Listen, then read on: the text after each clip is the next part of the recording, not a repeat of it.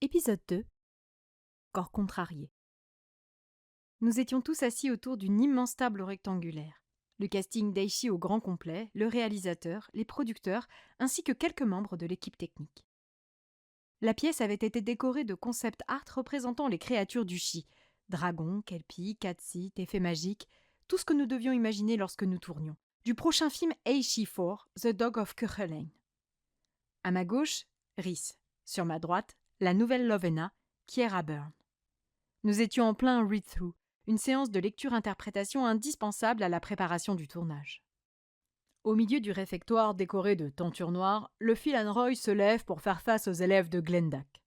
Lut un script supervisor qui jouait les narrateurs. Paul Lamberg, dépourvu de sa longue barbe et de sa belle robe de druide, mais toujours paré de son charisme et de son charme irlandais, prit la parole, le scénario collé à son nez pour pallier ses problèmes de vue. Aujourd'hui, nous avons subi une terrible perte. Cathal McDaniel était un garçon exceptionnel. Droit, travailleur et, le plus important, un ami fidèle. Les visages décomposés des professeurs de l'académie apparaissent, précisa le narrateur. Je pense donc que vous êtes en droit de savoir exactement comment il a trouvé la mort, reprit Paul. Cathal a été assassiné. Par Bress. Kem, Kes, Villam et Kenoka se soutiennent dans cette épreuve. Les élèves de Glendack, anciens camarades de Cathal, Abersol, Lovena, Adélis, Madgen, tous semblent effrayés à la mention du nom du tyran noir. Je fis la moue, les yeux rivés au script. Cette scène finale n'avait rien à voir avec celle du 4e bouquin. Yue allait encore hurler au meurtre de l'œuvre originale. Le Haut Conseil des Bardes refuse que je vous dise la vérité, mais me taire serait une insulte à la mémoire de Cathal, poursuivit Paul Lamberg de sa grosse voix grave. C'était le discours, celui qui annonçait aux élèves et aux spectateurs le retour officiel de Bress, ennemi légendaire des Tuatha Dé Danann et grand méchant d'Aichi, évoqué dès le premier livre. L'acteur qui jouait ce dernier, Alan Simon, légende du cinéma, n'avait malheureusement pas pu se libérer pour la lecture d'aujourd'hui. La peine qui nous unit dans ce moment tragique, continua Lamberg en Hanroy, nous permet de réaliser que nous venons peut-être de pays différents, que nous parlons peut-être des langues différentes, mais que nos cœurs battent comme un seul.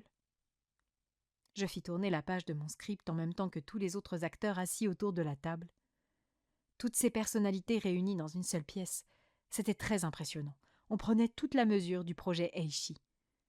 Et cela m'avait également permis de comprendre à quel point mon rôle avait été anecdotique jusqu'alors. Les 3 répliques pourries que j'avais eu à réciter comptaient si peu qu'on n'avait même pas jugé utile de m'inviter aux lectures des 2 précédents films.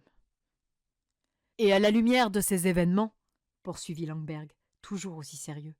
Oui, la lecture, ce n'était pas une partie de rigolade. Nous devions vraiment jouer. Les liens d'amitié que nous avons su tisser au cours de cette année s'avéreront cruciaux. Cathal ne sera pas mort en vain. Nous célébrons un garçon gentil, honnête, brave et droit jusqu'à la fin. Je jetai un coup d'œil vers l'interprète de Cathal McDaniel, un certain Chad Miles. La casquette vissée sur la tête, les lèvres déformées en un rictus cynique, il n'avait pas daigné quitter son portable des yeux depuis le début de l'après-midi, jouant à peine le jeu de la lecture.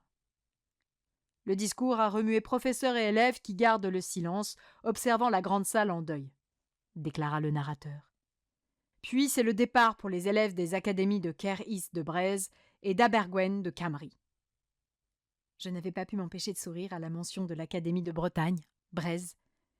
Rhys en avait fait autant en entendant prononcer le nom de celle du Pays de Galles, Camry. Case, c'est pour toi.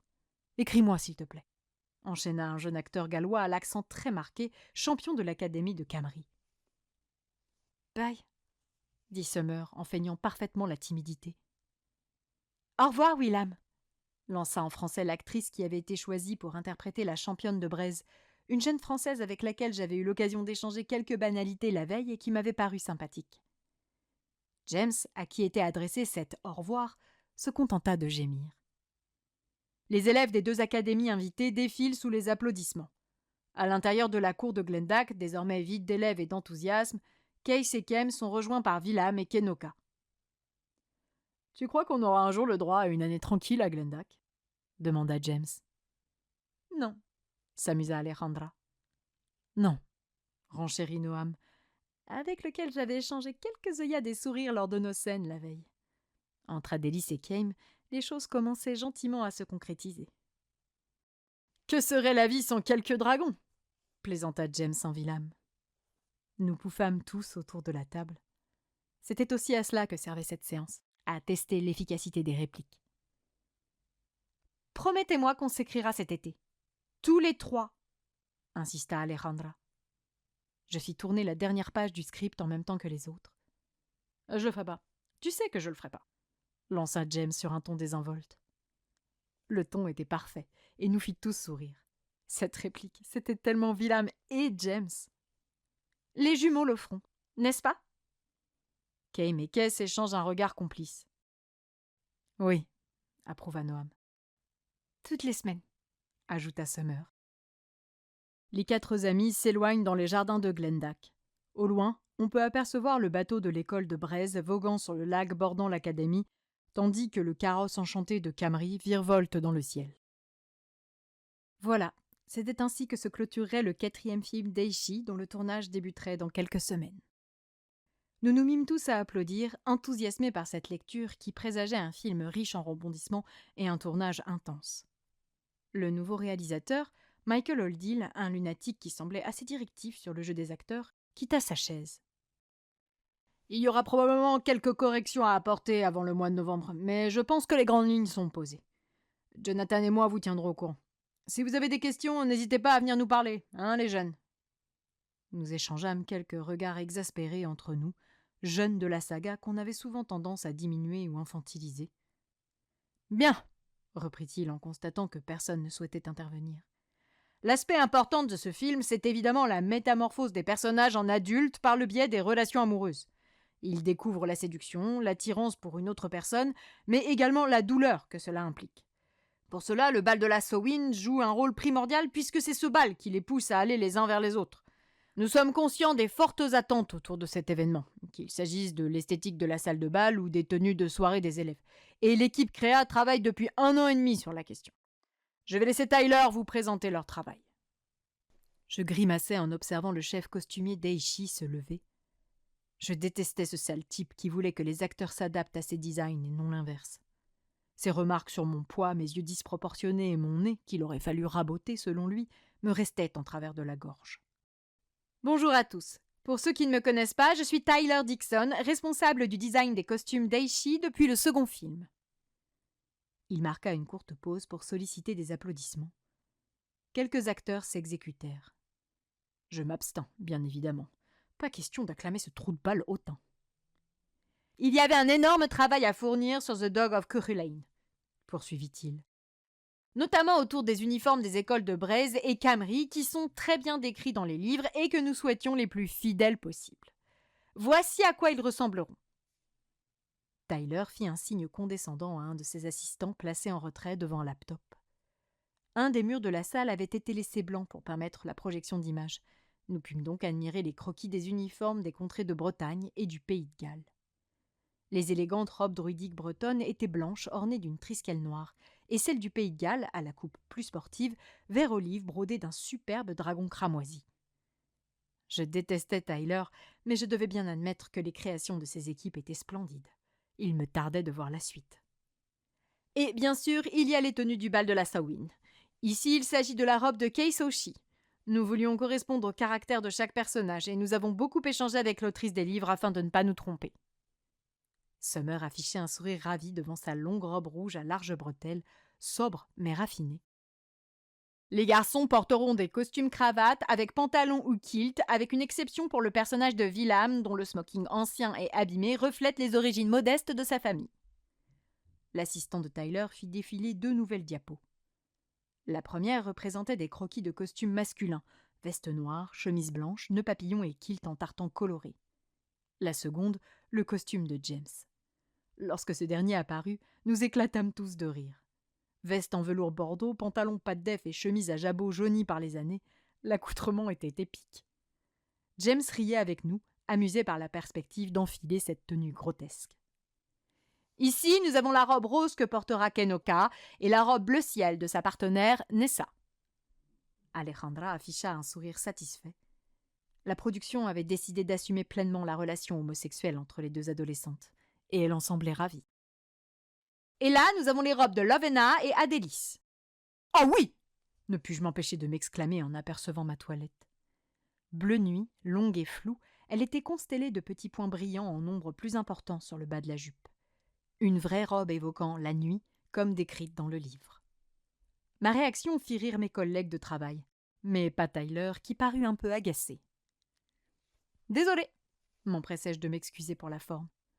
Le chef costumier se contenta de soupirer. Sale con jusqu'au bout. La robe de Lovena reflète sa simplicité. Quant à celle d'Adélis, nous avons misé sur le glamour et l'élégance. Elle doit séduire Kem ce soir-là, récita Tyler sur un ton monocorde, trahissant que ses créations ne l'intéressaient pas.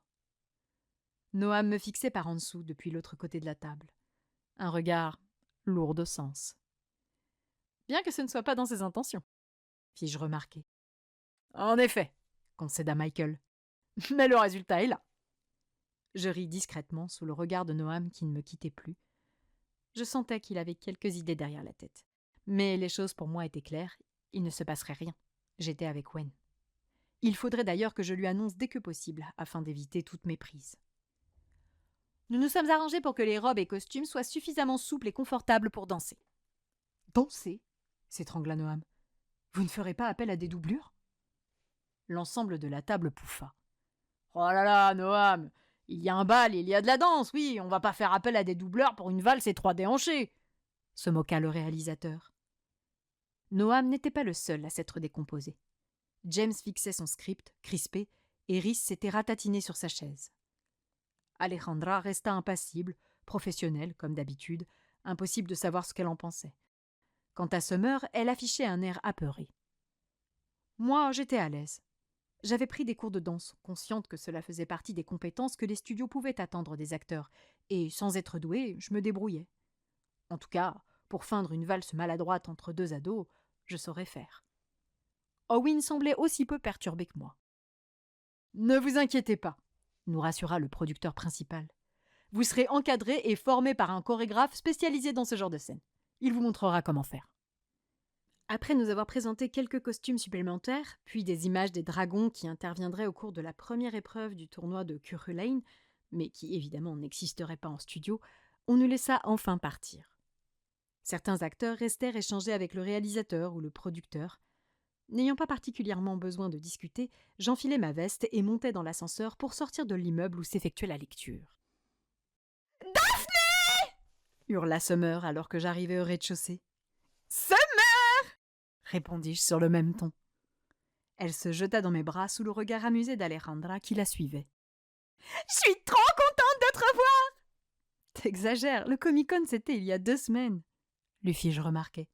« Ouais, mais on n'a pas eu beaucoup de temps, t'es partie tellement vite après !» Ah ça, j'avais mes raisons. Alejandra m'observait avec un sourire espiègle. « J'ai vu que tu avais été en Chine au mois de mai. » Oui. Si je comptais annoncer à Noam que j'étais désormais engagée dans une relation, je n'avais pas particulièrement envie que le reste de la troupe le sache. Noam ne me chahuterait pas sur la question, alors qu'avec Alejandra et Summer, rien n'était moins sûr. « Ouais, mais elle était accompagnée par sa meilleure amie qui est aussi la sœur de Wen. Du coup, elle n'a rien pu tenter, » expliqua Summer avec sa candeur habituelle. « Ouf, parfait. »« Eh oui, » approuvai-je, faussement attristé. « C'est dommage, hein, mais c'est la vie. Pauvre moi. » Alejandra ricana. « C'est lui sur la photo dans l'avion pour Pékin ?» Gloops. « Ah, oui. »« Quoi ? Montre, je veux voir !» Les 2 filles se concentrèrent sur le téléphone portable d'Alejandra. Moi, je ne savais plus trop comment faire, là. « Attends, agrandis un peu !»« Waouh, pas mal du tout, dis donc !»« C'est qu'elle a bon goût, notre Daphné !» s'amusa Alejandra. Je piquai un phare. La vache, il faisait chaud à Londres au mois d'août. Impressionnant. « Ils sont bien assortis. C'est dommage qu'il y ait la sœur, » se désola Summer. Alejandra me coula un regard envié. « Alors, si tu veux mon avis, peu importe la sœur, Daphné et lui, c'est déjà... »« Oh, mais dis donc, Summer ! Et toi, hein ?» m'empressai-je de l'interrompre. « Toujours pas casé ? Parce qu'au Comic-Con, t'étais avec ce garçon, là, Benjamin. Vous êtes encore ensemble ?» Alejandra sourit en rangeant son portable. Elle savait pour Wen et moi. Summer ne comprit pas mon stratagème et sauta à pieds joints sur l'occasion de parler d'elle. « Ouais, non, officiellement on est toujours ensemble, mais ça va pas durer. J'ai quelqu'un d'autre dans le viseur. Au fait, Gilles et Cléa vont bien ?» Je ris discrètement. Je n'ai pas eu de leurs nouvelles récemment. Depuis Shanghai, j'évitais Cléa. Je savais parfaitement qu'elle allait me bombarder de questions au sujet de Wen et moi, et nul doute que les réponses ne lui plairaient pas. « Ah, c'est dommage ça !» soupira Summer, un peu rêveuse. Sans doute était-elle plongée dans les souvenirs de son mémorable plan à trois en compagnie de mon ami d'enfance et du camarade de promo de celle-ci. Les portes de l'ascenseur qui se trouvait derrière nous s'ouvrirent pour laisser sortir Rhys et notre nouvelle Lovena. « Bonjour !» nous salua cette dernière. « Bonjour !» répondis-je poliment en même temps qu'Alejandra. Summer se contenta de la toiser. Rhys et Kiera s'éloignèrent tous les deux, ignorant la réaction de Summer. « Sale connasse !» lança-t-elle avec hargne. « Wow, c'est violent. Qu'est-ce qu'elle t'a fait? Une remarque sur tes fringues, elle aussi ?» demandai-je un peu narquoise. Summer ne quittait pas Kiera et Rhys des yeux, mauvaise. « Elle a piqué la place de Tina. Je ne veux pas avoir affaire à elle. » Summer, elle ne fait que son travail, objecta Alejandra. « Il faut se soutenir face à la production. C'est un peu facile de dégager n'importe quelle personne au prétexte qu'un détail ne fonctionne plus. Nous sommes des êtres humains, pas des objets interchangeables. Et toi qui es si obsédé par les valeurs morales dans ce métier, tu devrais boycotter cette fille. » Alejandra leva les yeux au ciel. « C'est stupide, personne n'est irremplaçable. Et c'est ainsi dans tous les corps de métier. D'ailleurs, un conseil, ne vous attachez pas à Chad Miles. » L'affirmation d'Alejandra ne me surprit qu'à moitié, contrairement à Summer, qui sembla tomber de haut. « Hein? Pourquoi ?» s'étrangla-t-elle. « Mais attends, il est tellement séduit, il a tellement de talent, ils ne peuvent pas le virer comme ça !» Ok, je savais qui Summer avait dans le viseur. « Oui, enfin, il a un comportement limite, » lui fis-je remarquer. Il a refusé de retirer sa casquette quand le réalisateur le lui a demandé. Il était collé à son portable tout le long de la lecture, et je te parle même pas du temps qu'il a fait perdre à tout le monde hier avec sa pause clope à rallonge. « Il a peut-être ses raisons !» tenta de le défendre Summer. « Summer, il va se faire dégager, c'est évident, » affirma Alejandra. « Mais non, pas encore !»« Encore ?» m'enquis-je curieuse. Alejandra approuva d'un petit coup de menton. Sur le premier film, il y avait initialement une autre actrice qui devait incarner la druidesse Carnie. Elle était très hautaine et exigeante. Ils ont relancé le casting juste après la lecture.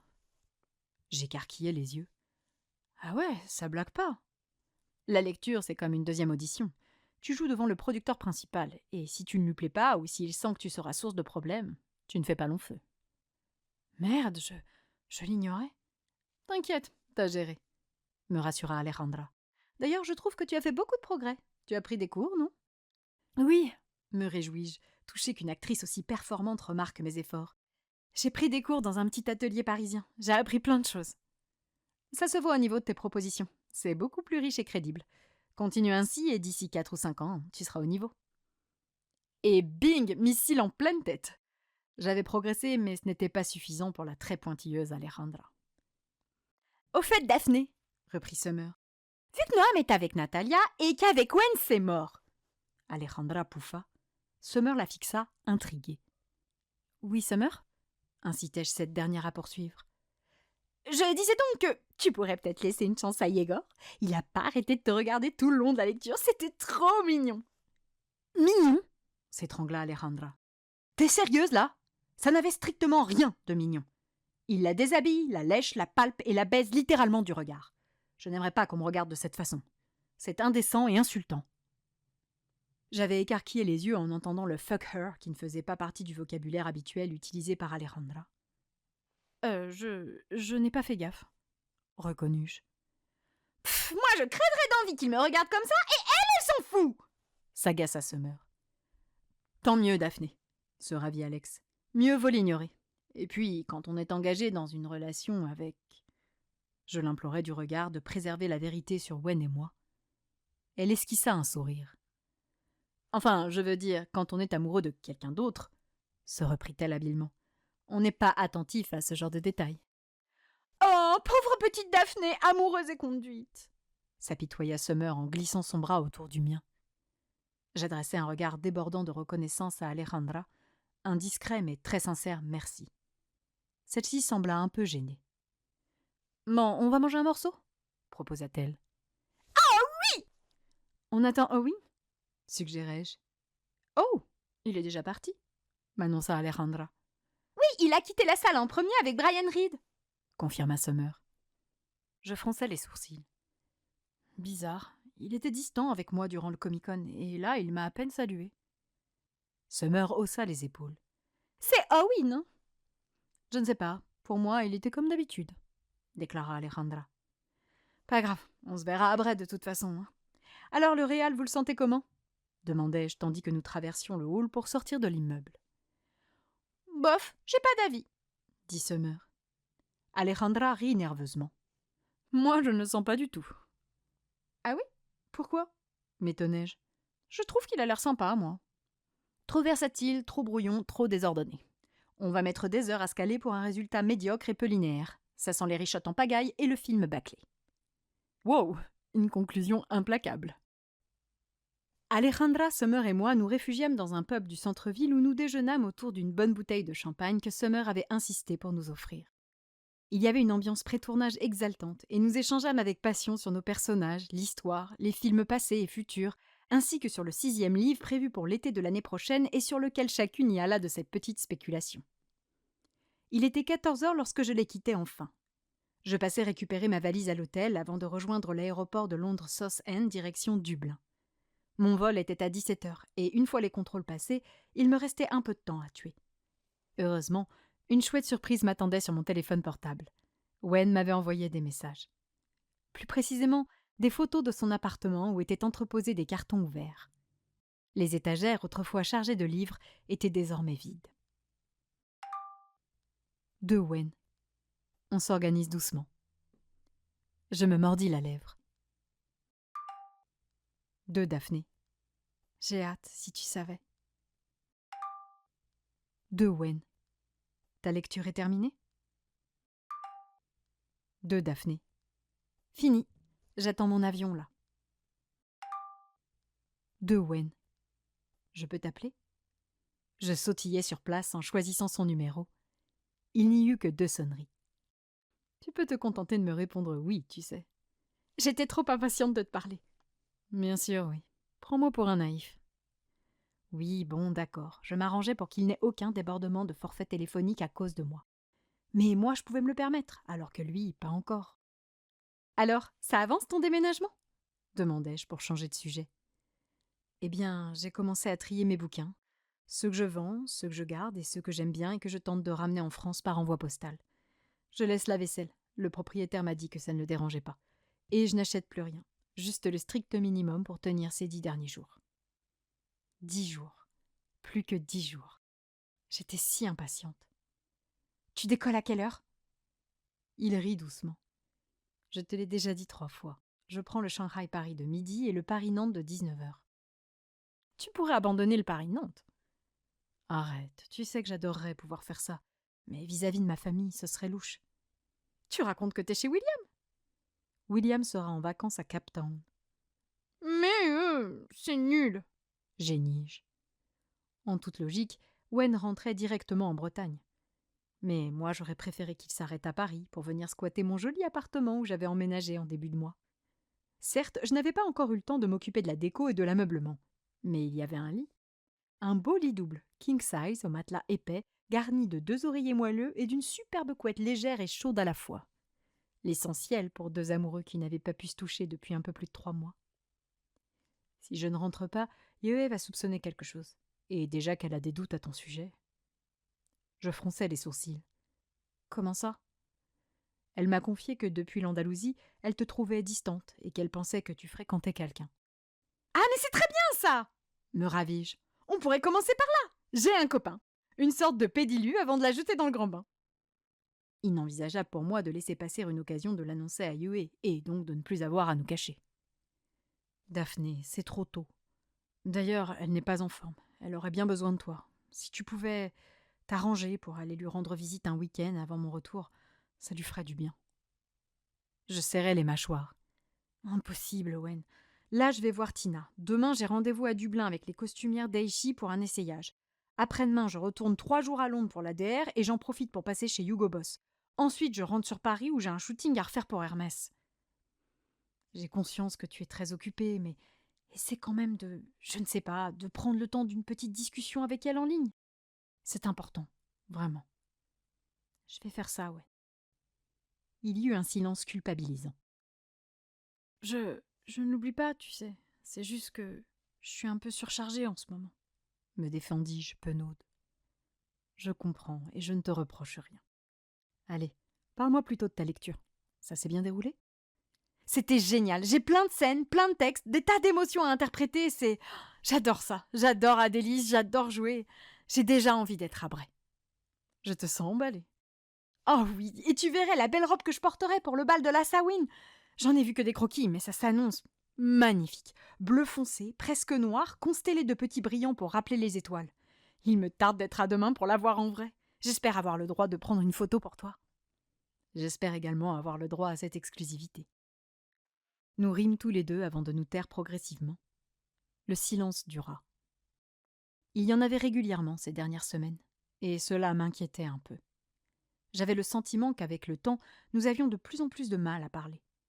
Avant, il y avait les palpitations de la séduction, les mois des non-dits et l'ivresse de l'incertitude. Tout ça avait disparu. Alors qu'autrefois nous passions des soirées entières à nous rêver à deux, désormais nous étions dans le réel, le concret. Et au bout d'une heure, nous tournions en rond. Ce n'était pas moins agréable, mais nous avions clairement besoin de passer à l'étape suivante. Wen? Oui? Quand est-ce qu'on se revoit? Il était plus que temps de nous retrouver. Eh bien, j'ai rendez-vous avec la DRH de CWP le 27. Je dois donc impérativement être là-bas la veille afin d'être frais pour le jour J. Le 27? Je fais ma petite soirée d'emménagement ce jour-là. Tu penses pouvoir venir malgré ton entretien? M'inquiétai-je. Oui, ne t'en fais pas. Ça me fera du bien de penser à autre chose. Génial! Alors on dit le 27 au soir. Mais il y aura ma sœur. Je fis la grimace. Et toute la bande.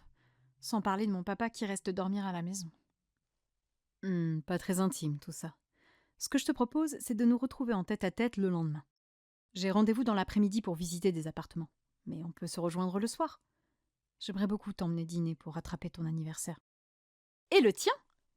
Oui, enfin, le mien, c'était il y a longtemps. Et puis, 28 ans, on s'en fiche un peu. Que le tien, c'est tout frais. Et 20 ans, c'est important. C'est très important, souffla-t-il tristement. Notre différence d'âge semblait lui faire mal. C'est adorable, Wen, mais je ne crois pas que j'aurais envie de sortir, tu sais. Wen laissa filer ce ricanement caractéristique de nos moments gentiment coquins. 3 mois d'abstinence à nous contenter de quelques échanges en ligne alors que nous avions connu le meilleur de nous à Shanghai. J'allais l'attacher à mon lit. Et vu les allusions qui ponctuaient nos conversations ces derniers jours, il serait très consentant. On avisera sur le moment, d'accord? Proposa-t-il. D'accord. C'était déjà tout vu. Je préparai un petit plat, j'irai acheter un dessert au bon marché situé tout près de chez moi, des bougies, la lingerie volée lors du shooting pour Esquire qui allait enfin servir et... Ça allait être dégoûtant. J'imagine que tu es sur le point d'embarquer pour Dublin. Je ne vais pas t'embêter plus longtemps. Oh, c'est plutôt à moi de te dire ça. Il est tard chez toi. Tu dois être fatigué. J'ai passé mon année à Shanghai à faire des nuits blanches pour échanger avec toi. Alors ça va. Je suis habituée. Je gloussais, pas peu fière de moi. Il avait fallu le temps, mais je l'avais eu, mon Wen. Et le pire, c'est que je suis même pas désolée. Moi non plus. Je t'appelle demain? J'ai rendez-vous avec les couturières et j'ignore combien de temps ça va durer, donc je t'appelle, ok? Tu sais que j'ai compris que tu faisais exprès de ne jamais me laisser t'appeler, n'est-ce pas?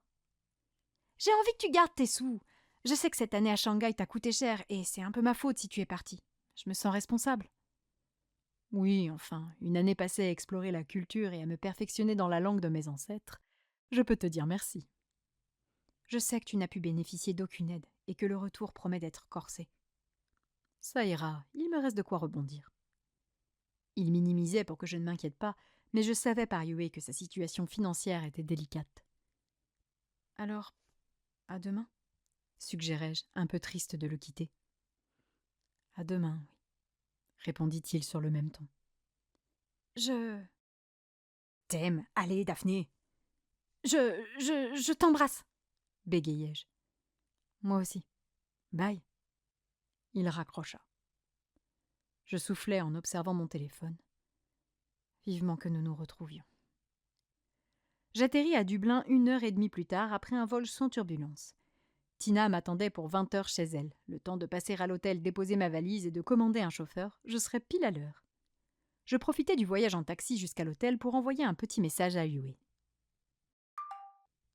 De Daphné. Hey Yuyu. Désolée, ces derniers temps, j'ai pas été au top dans mon rôle de meilleure amie. Je suis débordée et je ne sais plus où donner de la tête. Mais je pense fort à toi chaque jour. Ça te dirait qu'on se donne rendez-vous en ligne demain soir ? Avec un peu de chance, j'aurais eu le droit de me prendre en photo dans ma jolie robe de la Samhain. La réponse ne tarda pas. De Yue. Toi, t'as parlé avec Wayne. Je me mordis l'intérieur de la joue pour ne pas rire. Yue, toujours aussi perspicace. De Daphné. Non, pourquoi ? De Yue. Pour rien. De Yue. T'inquiète, tu me manques terriblement, mais je sais que c'est pour la bonne cause. J'ai hâte de te retrouver à Paris pour fêter ton emménagement. Je suis grave partante pour demain soir. Et je veux les photos. J'espère qu'ils ont prévu un truc élégant et pas une robe de pouf. Adélis mérite le meilleur. Je souris en coin. De Daphné.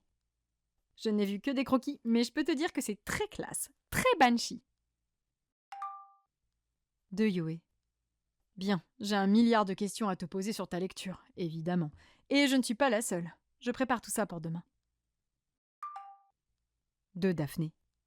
Comment ça, tu n'es pas la seule ? De Yue. Ces derniers temps, je m'investis beaucoup dans mon groupe de fans du Chi. Comme je suis très seule, ça me permet d'avoir des interactions avec d'autres êtres humains. J'ai fait une soirée foire aux questions sur le prochain film et j'ai promis de te les poser. Je baissai le nez, pas très fière de moi sur ce coup-là. De Daphné. Je suis désolée, Yuyu. Pardon. De Yue.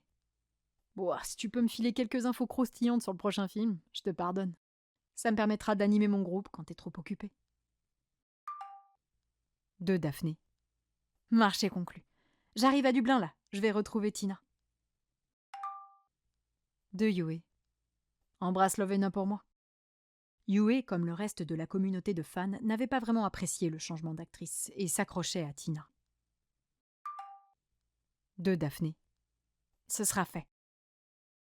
Le taxi me déposa devant le Hyatt Centric, un bel établissement au cœur de Dublin. Je pris possession de ma chambre où j'abandonnai ma valise, puis je me changeai avant de me rendre chez Tina.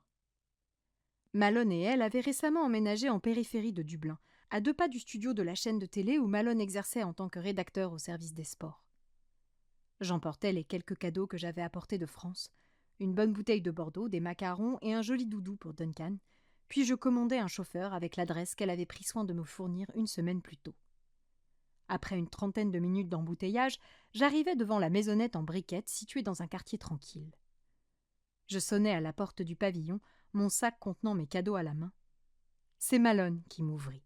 « Bonjour Daphné, ravie de faire enfin ta connaissance en vrai. » Il s'agissait d'un grand gaillard d'1,90 m aux cheveux blonds coupés en brosse. Il avait enfilé une chemise blanche un peu serrée au niveau des épaules. Je sentais que la chemise sortait rarement du placard et qu'on lui avait demandé de faire des efforts pour m'accueillir. « Bonjour Malone, si tu savais ce que j'ai pu entendre parler de toi. » Il s'effaça pour me laisser rentrer. « Ah, ça, on ne s'est jamais rencontrés et pourtant j'ai l'impression qu'on se connaît depuis 2 ans. » C'est exactement ça. Tina est dans le salon. Elle donne à manger à Duncan. « Oh, d'accord, c'est… » Tu continues tout droit, directement sur ta droite. Désolé pour les cartons, hein, on est encore en plein emménagement. Je peux prendre ton manteau ?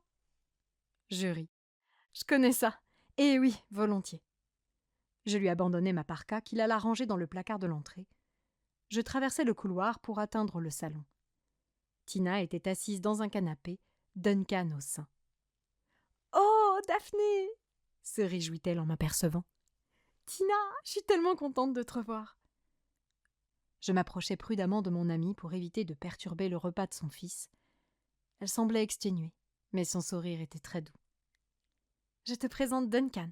Bon, là, il est très occupé, hein. » Duncan me fixa de 2 grands yeux blancs aux iris marron foncé au-dessus du sein de sa maman. « Bonjour » saluai-je, toujours aussi à l'aise avec les bébés. Il ne me quittait pas du regard, hypnotisé. « Mais c'est que je vais finir par être jalouse » s'amusa Tina. « Il est adorable » dis-je pour être poli. Honnêtement, les petits d'êtres humains m'avaient toujours laissée indifférente, et Duncan ne faisait pas exception. Mais les conventions sociales étant ce qu'elles étaient... « C'est un amour de bébé. T'es un amour de bébé, toi. » Elle caressa le bout du nez de Duncan qui plissa les yeux. « Tiens, je t'ai apporté quelques bêtises de France, » annonçai-je en faisant le tour du canapé pour déposer mon sac à ses pieds. « Bon, le Bordeaux, ce sera pour dans quelques mois, de ce que j'ai compris. » Je fis un signe vers Duncan en train de téter goulûment le sein de sa mère. Tina éclata de rire. « Je vais la garder pour un grand événement. »« Chérie !» appela-t-elle Malone. « Tu veux bien vérifier la cuisson du rôti, s'il te plaît ?» Pas de réponse de Malone. Tina leva les yeux au ciel. « Il m'énerve. Je sais que c'est son boulot de regarder les matchs, mais je trouve qu'il exagère. Pour une fois qu'on reçoit. »« Bon, c'est pas grave, je vais pas l'empêcher de travailler. » la rassurai-je en me laissant tomber assise dans le fauteuil situé près du canapé. Tina se redressa pour se rhabiller. Je regardai respectueusement ailleurs. « C'est joli chez toi ?» déclarai-je pour faire la conversation. « Tu parles. Je n'ai encore rien eu le temps de décorer ou de déballer. C'est qu'il m'occupe, ce coquin. » Elle embrassa son petit garçon qui sourit dans un réflexe. Je souris à mon tour. J'avais beau être indifférente au bébé, ils étaient tout de même bien trognons tous les deux. « Alors toi, raconte un peu » dit-elle en se levant pour installer Duncan dans son transat. « Tu reviens de la lecture à Londres, c'est ça ?»« Exact. C'était génial. J'ai revu toute l'équipe, j'ai rencontré l'interprète de Cathal McDaniel, ainsi que Charlotte qui incarnera la championne de braise. Le nouveau réalisateur a l'air un peu dissipé, un peu instable dans ses idées, et ça promet quelques frictions avec Alejandra. » Ah oui, connaissant cette dernière, l'inconstance, ça ne va pas lui plaire. Elle restait concentrée sur Duncan, qu'elle était en train d'attacher. J'ai également rencontré Kiera. Kiera ? demanda-t-elle en attrapant un jouet qu'elle agita devant le nez de son fils. Je pris une profonde inspiration. La nouvelle Lovena. Contre toute attente, Tina sembla indifférente à cette nouvelle. Ah oui ? Et alors ? Elle est sympa ? Je sais pas trop. On s'est juste dit bonjour. Mais Summer refuse de lui parler. Pourquoi ? s'étonna Tina. Parce qu'elle considère que Lovena, c'était toi. Et elle n'est d'ailleurs pas la seule à penser ainsi. Les fans sont très durs avec ta remplaçante. C'est stupide. Il fallait bien une Lovena, et moi, je ne pouvais plus, de toute façon. Ils auraient aussi pu te laisser le temps d'accoucher et te réintégrer en cours de route. Tina fit la grimace. Abandonner Duncan et Malone pendant des mois pour aller me geler les fesses des heures dans le fin fond de la campagne irlandaise, tout ça pour apparaître 10 minutes grand maximum sur un écran de cinéma. Non, tout ça me semble bien futile désormais. Cette remarque me piqua. Ouais, enfin, moi, c'est la voie que j'ai choisie, lui rappelai-je. Et je ne trouvais pas tout ça futile. Oui, mais toi, tu as du potentiel et du talent. Tu es jeune, tu as encore plein de choses à accomplir. Moi, j'étais faite pour une autre voie. Elle envoya des bisous à Duncan, qui réagit en battant des pieds, fasciné par sa maman. Quelle autre voie ? questionnai-je, très inquiète. J'avais bien une idée de la voie qu'elle croyait faite pour elle. Mais pour moi, il était inconcevable de renoncer à la vie trépidante d'actrice pour m'engouffrer dans ce tunnel noir et sans fin nommé maternité. Tina sourit béatement en admirant son fils, sa fierté. « Maman !» Je restai muette, incapable de rebondir sans me montrer blessante. Tina, qui me connaissait un peu, sentit immédiatement le malaise. « Oh, allez, Daphné, je sais que pour toi c'est inenvisageable, mais toi et moi, on est différentes. Je ne pensais pas, mais j'adore être maman. J'adore m'occuper de lui, j'adore le regarder évoluer chaque jour. C'est la plus belle expérience que j'ai jamais vécue, la plus belle chose que j'ai faite dans toute ma vie. À côté, Aichi, les avant-premières, les Comic-Con. C'est sans saveur. » Wow, c'est... tant mieux pour toi, du coup. Mais tu n'as plus du tout envie de travailler ? m'inquiétai-je. Elle haussa les épaules. Je m'en fiche un peu.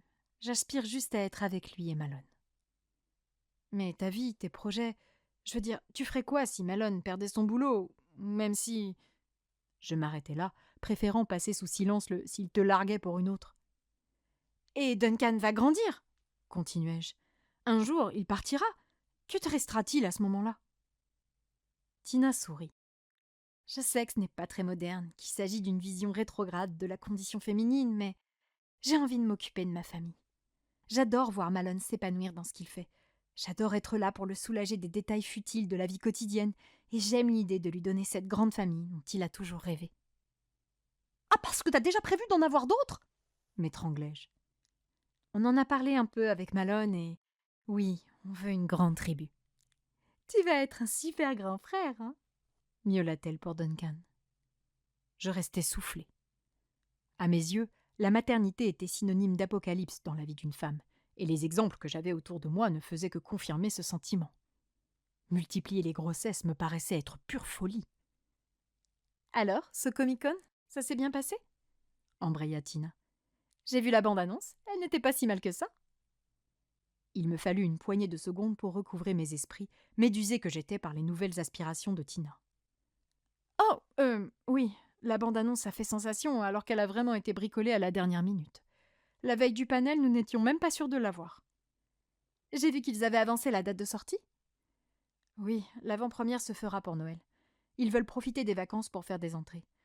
Ce qui ne m'arrange pas du tout. Parce que tu ne pourras pas passer les fêtes avec ta famille? Je secouai la tête.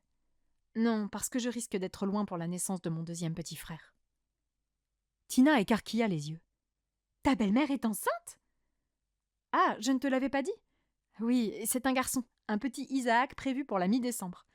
Mais comme je serai en tournage... Ouais, tu vas forcément louper la naissance. Voilà. Et elle accouche comment? Naturellement? Dans l'eau? Elle suit une préparation? Oula, alors là, Tina, ne me pose aucune question sur la maternité et les bébés parce que, clairement, j'ai eu les infos, mais j'ai rien retenu. Tina éclata de rire. Ok, t'es une allergique des bébés, toi, hein? Le mot me dérangea un peu. Pas allergique, mais disons que dans l'état actuel des choses, je préfère les chiens. Elle se saisit du sac en papier qui contenait mes cadeaux. Duncan va te réconcilier avec les bébés. Tu vas voir, c'est un petit ange. Je vais mettre tout ça dans la cuisine. Oh, des macarons! Merci, c'est trop gentil! S'extasia-t-elle en attrapant la boîte que j'avais achetée à la dernière minute au duty-free de Roissy. Duncan se mit à chouiner en voyant sa mère s'éloigner. J'espère qu'ils n'ont pas eu trop chaud durant le voyage. Ne t'en fais pas, même fondus, ils seront mangés. Tu peux surveiller Duncan? Je vais voir mon rôti et ramener Malone par la peau des fesses. Oh, si tu veux, oui. Tina sortit du salon. Je me levai et avançai jusqu'à Duncan, qui battait nerveusement des pieds dans son transat, intrigué par ma présence. Je m'assis près de lui, à même le sol. Il n'y avait pas l'ombre d'une trace d'intelligence dans son regard, et une épaisse couche de salive dégoulinait le long de son menton. Et puis, cette petite odeur de caca frais. Je soupirai en attrapant du bout des doigts son bavoir pour le nettoyer. Il se mit à hurler. Ouais, non. Tina et moi vivions définitivement sur deux planètes différentes.